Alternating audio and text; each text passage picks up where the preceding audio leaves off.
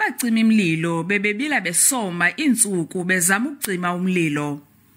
Bangaphezu kwama-300 abacima imlilo nezigadle ezingama-600 ebezizama ukucima umlilo. Ingxelo yenkonzo zomlilo nohlangulo yesixeko saseKapa ithi iqwalasele imiba ethile eliqela, kuqukwa nokuba akucaci ukuba ixilongo lokuchaza umlilo belisebenza. Ukwaleka iingcango ebezitshixiwe zincedisile ukunwenwisa umlilo. Kwanokuba umzila wokuhambisa amanzi okucima umlilo wagqityelwa ukulungiswa ngo-2017. In the interest of full transparency, and after having sent this to the Speaker of Parliament, we are now releasing this publicly without any further comment, in the hopes that it may be useful and helpful in determining how this tragedy happened and what contributed to it. Ipalamente ithi abaphandi mabanikwe ithuba lokwenza umsebenzi wabo.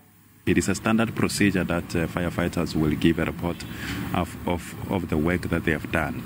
The report does not purport to provide answers, or is not an investigative report on what transpired here on Monday or the circumstances around the fire. It is important in that it will form part of the ongoing investigation by the law enforcement agencies, as well as be helpful to the internal investigation that will be conducted. So we must continue to wait and to afford the space for the Hawks as well as other investigative agencies to investigate what transpired here.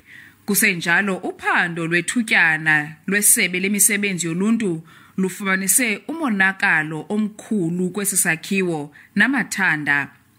Lithi iNew Assembly Building ayikhuselekanga, yayalela ukuba ivalwe kwangoko kungabikho mntu ungenayo. Tinglula Mamatya weendaba ze-SABC eParlamente eKapa.